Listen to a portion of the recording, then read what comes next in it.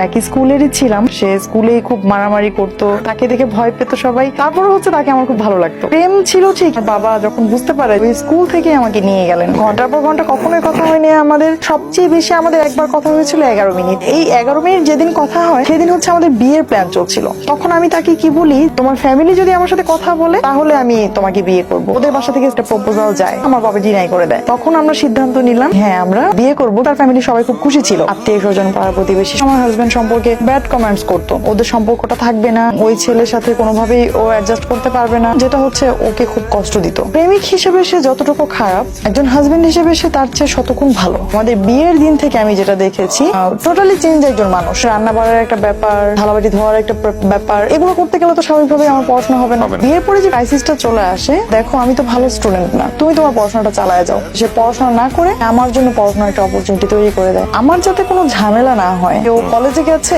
বাড়িতে এই কাজটা হয় নাই, ও কি করতো, অন্ধকার থাকতে উঠানটা ঝাড়ু দিত।